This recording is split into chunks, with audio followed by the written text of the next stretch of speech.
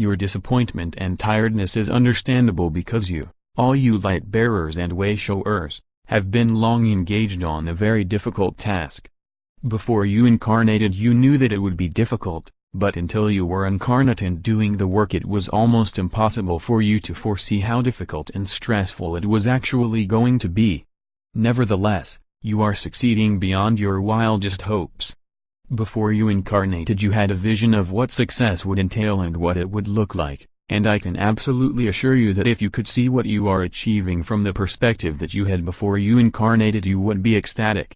God's plan to awaken humanity, that you are so nobly assisting with, is moving forward most wonderfully.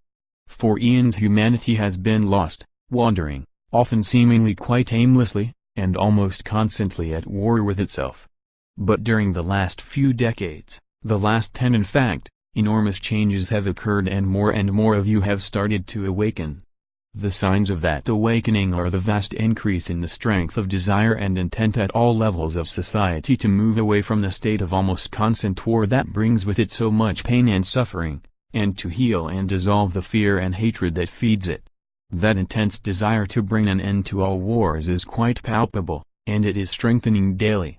Humanity knows at the level of the collective, as well as in each individual heart, that your attitudes of judgment and condemnation of one another and the behaviors that flow from them must change if the planet is to maintain an environment that will support life forms that rely on oxygen. Already, as you well know, much damage has been done that seems irreparable, and further damage is added daily by your unnatural and unsustainable mining activities and by the industrial styles of farming that have become so widely prevalent, in fact almost all-pervasive. The good news is that many of you, who are in positions to make a real difference, have had enough and are successfully demanding, on behalf of humanity, the planet, and all the other life forms that she supports, that these unconscionable activities be brought to a halt. These demands are being heard and acted upon.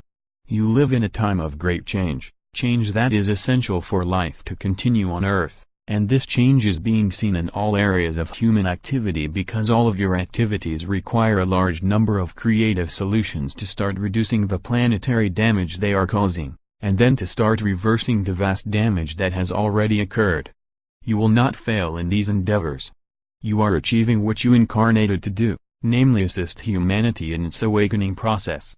That process was planned eons ago and is now coming to fruition as more and more humans involve themselves in it, some very consciously, others rather less so. The point is that humanity has chosen to awaken, and that collective choice cannot be reversed. You will awaken. It is your will and God's, and because you are one it will be achieved. Your ongoing task is to keep adding impetus to the ongoing process. You are a little like extremely well-trained sheepdogs gathering your flocks together and bringing them home.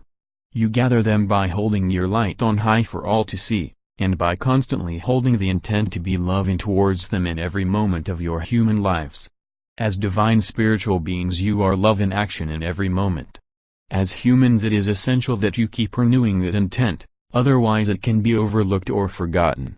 Today, Easter Sunday, when you celebrate the anniversary of Jesus' resurrection, is an excellent occasion to renew that intent with great vigor because the love flow from the divine realms is heightened in honor of this wonderful celebration. Take advantage of the increased intensity of love enveloping you all today, focus on feeling it, sensing it, and embracing it, and know that it is ineradicable, unquenchable, and all-empowering. It is you. Love cannot be overpowered or defeated because it is the infinite field in which all that exists, has existed, or will ever exist is held firmly and safely forever. There is nothing outside it because there is no outside.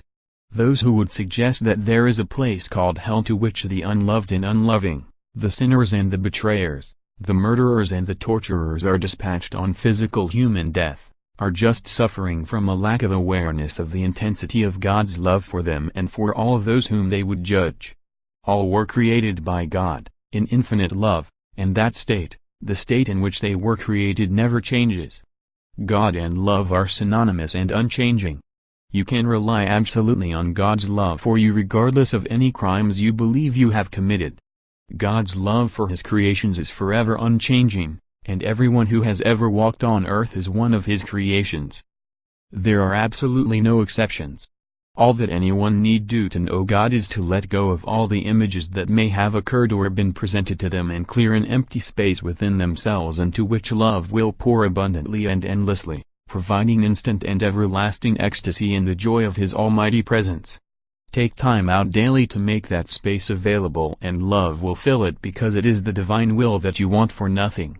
And today, as you remember and celebrate the resurrection of Jesus, you will feel the power of the infinite love that God has for you, and you will know that you are never alone, separate, or abandoned because without you, without even a single one of you, God is Himself incomplete, and that, dear ones, is an impossibility of infinite proportions. With so very much love, Saul.